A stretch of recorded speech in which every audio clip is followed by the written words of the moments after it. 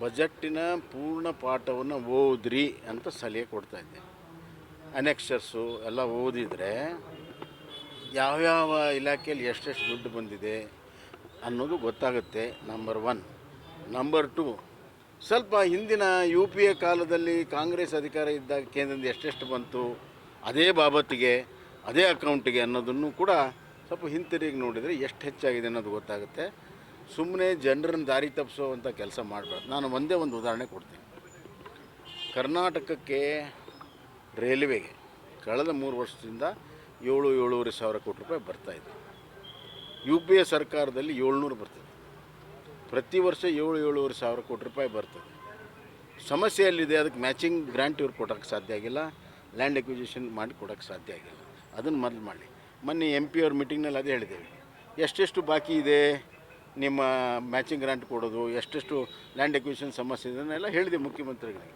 ಅದು ನಾವು ಮಾಡ್ತೀವಿ ಅಂತ ಹೇಳಿದ್ದಾರೆ. ಆದರೆ ಇವತ್ತು ಅದನ್ನೆಲ್ಲವನ್ನು ಮುಚ್ಚಿಟ್ಟು ಬಂದೇ ಇಲ್ಲ ಅಂತಾರೆ. ಉದಾಹರಣೆಗೆ 44,870 ಕೋಟಿ ರೂಪಾಯಿ ಡೆವಲ್ಯೂಷನ್ ಆಫ್ ಫಂಡಲ್ಲಿ ಈ ವರ್ಷ ಬಜೆಟ್ನಲ್ಲಿ ಕರ್ನಾಟಕಕ್ಕೆ ಕೊಟ್ಟಿದ್ದಾರೆ. ಹೀಗೆ ಎಲ್ಲ ಬಾಬತ್ತಿನಲ್ಲಿ ಇವತ್ತು ಬಂದಿದೆ. ಅದರ ಬಗ್ಗೆ ಸುದೀರ್ಘವಾದಂಥ ಎಲ್ಲ ಮಾಹಿತಿಯನ್ನು ಸೋಮವಾರ ದಿವಸ ನಾನು ರಿಲೀಸ್ ಮಾಡಿ. ನಿಮಗೆ ತೃಪ್ತಿ ತಂದಿದೆ ಸರ್? ನಿಮಗೆ ತೃಪ್ತಿ ತಂದಿದೆ? ಕರ್ನಾಟಕದ ಪ್ರಗತಿದಾಯಕಕ್ಕೆ ಏನೇನು ಬೇಕು ಎಲ್ಲವನ್ನು ಕೊಟ್ಟಿದ್ದಾರೆ. ಕೆಲವೊಂದು ಇನ್ನಷ್ಟು ಕೊಡಬೇಕಾಗಿದೆ. ಅವುಗಳನ್ನು ಕೂಡ ನಾವು ಪ್ರಯತ್ನ ಮಾಡ್ತಾಯಿದ್ದೇವೆ. ಉದಾಹರಣೆಗೆ ಅಪರ್ ಭದ್ರಾದ್ದು 5,000 ಕೋಟಿ ಮೊನ್ನೆ ಮಂತ್ರಿಗಳಿಗೆ ಭೇಟಿಯಾಗಿದ್ದೇವೆ. ಅಲ್ಲಿ ಅವರು ಕೂಡ ಪ್ರಾಮಿಸ್ ಮಾಡಿದ್ದಾರೆ. ಈಗ ಮುಂದಿನ ದಿನಗಳಲ್ಲಿ ಫೈನಾನ್ಸ್ ಕ್ಲಿಯರೆನ್ಸ್ ತೊಗೊಂಡು ಅದನ್ನು ಕೂಡ ಮಾಡ್ತೀವಿ ಅಂತ ಹೇಳಿದ್ದಾರೆ. ಸೊ ಈ ಥರ ಪ್ರಯತ್ನಗಳಿಂದ ಇನ್ನೂ ಹೆಚ್ಚಿಗೆ ಬರ್ತದೆ. ಆ ಪ್ರಯತ್ನ ಮಾಡೋದು ಬಿಟ್ಟು ಬರೀ ಆಪಾದನೆ ಮಾಡ್ಕೊಂಡು ಕೂತ್ರೆ ಸಂಘರ್ಷ ಮಾಡಿದ್ರೆ ಪ್ರಯೋಜನ ಇಲ್ಲ. ಜಗದೀಶ್ ಶೆಟ್ಟರು, ಬೊಮ್ಮಾಯಿ ಅವರಂತೂ ಘಟಾನುಘಟಿ ನಾಯಕರಾದಾರೆ. ಇದ್ದು ಸಂಸದರು ಮಾತಾಡಲಿಲ್ಲ, ಇವರಾದರೂ ಮಾತಾಡಿ ಅನುದಾನ ತರಲಿ ಅಂತ. ಅನುದಾನ ಈಗ ಪ್ರಾರಂಭ ಆಗಿದೆ. ಮುಂದಿನ ದಿನಗಳಲ್ಲಿ ಹೆಚ್ಚಿನ ಹರಿತದೆ.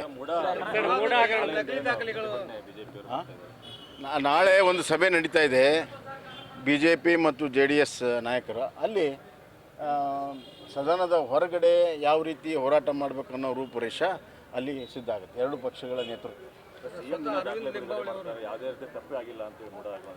ಅಲ್ಲ, ಈಗ ತಪ್ಪಾಗಲಿಲ್ಲ ಅಂದರೆ ಎಂಕ್ವೈರಿ ಯಾಕೆ ಕೊಟ್ಟರು? ನನ್ನ ಪ್ರಶ್ನೆ. ತಪ್ಪಾಗಲಿಲ್ಲ ಅಂದರೆ ವಿಧಾನಸಭೆಯಲ್ಲಿ ಉತ್ತರ ಯಾಕೆ ಕೊಡಲಿಲ್ಲ?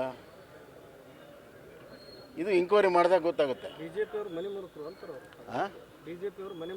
ಮತ್ತೆ ಅಲ್ಲಲ್ಲ, ಈಗ ಮನೆ ಮುರುಕರು ಯಾರಾಗಿದ್ದಾರೆ 1.5 ವರ್ಷದಲ್ಲಿ ಅಂತ ಜನ ತೀರ್ಮಾನ ಮಾಡ್ತಾರೆ. ಜನ ಸರ್ಟಿಫಿಕೇಟ್ ಕೊಡಬೇಕು, ಅವರಲ್ಲ.